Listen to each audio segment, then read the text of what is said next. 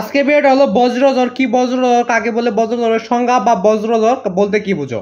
তো একটি প্রশ্ন বলে দিব, তার আগে তোমরা নতুন হয়ে থাকলে চ্যানেলটা সাবস্ক্রাইব করে বা ভিডিও থেকে লাইক করে দেবে। তো বজ্রঝড় কি, বজ্রঝড় কাকে বলে, বজ্রঝড়ের সংজ্ঞা, বজ্রঝড় কাকে বলা হয়, তো এটার উত্তর আজকে শুধুমাত্র বলে দিব। তো এর আগে তোমরা নতুন হয়ে থাকলে চ্যানেলটা সাবস্ক্রাইব করে বা ভিডিও থেকে লাইক করে দেবে। তো তোমরা 12 নম্বর প্রশ্ন কিন্তু দেখতে পাচ্ছ, যেখানে প্রশ্নটা লেখা আছে। তো আগে প্রশ্নটা দেখে নাও যে 12 নম্বর প্রশ্ন একটা আছে যে বজ্রঝড় কি। তো একটি প্রশ্ন কিন্তু বিভিন্নভাবে করতে পারে, একদম নিচে কিন্তু 12 নম্বর সংক্ষিপ্ত প্রশ্নটা।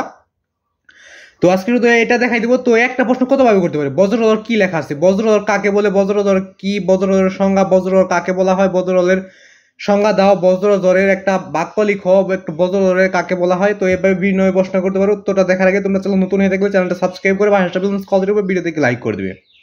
তো বজ্রঝড় কি, বজ্রঝড় কাকে বলে, বজ্রঝড়ের সংজ্ঞা, বজ্রঝড় এটার উদাহরণ। তো নিচে রয়েছে, তোটা দেখার আগে তোমরা চ্যানেল নতুন হয়ে থাকলে চ্যানেলটা সাবস্ক্রাইব করবে। আর প্রতিটা ক্লাসের প্রতিটা অধ্যায়ের টিক্সিনের উত্তর, সঙ্গীত রচনামূলক প্রশ্নের উত্তর, এগুলো কিভাবে দেখবে সেটা বলে দিয়ে আজকে উত্তরটা বলে দেখাই দিব তোমাদের সরাসরি গাইড থেকে। তো তোমরা যে কোনো ক্লাসে যে অধ্যায় টিক্সিন দেখতে পাবো, এদের প্রথম টিক্সিন মানে 1 নাম্বার টিক্সিনের প্রশ্ন লিখবে।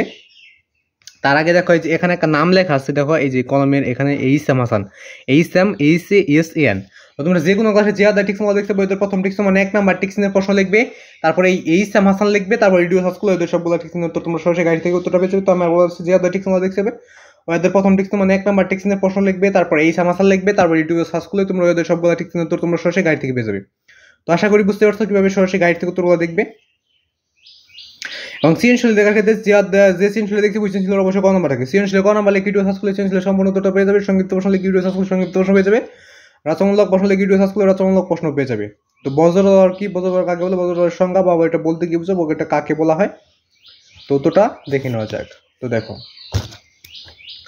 সাইক্লোনের মতো প্রচন্ড বাতাস ঘূর্ণিঝড়ের আকারে প্রবাহিত হওয়াকে টর্নেডো বা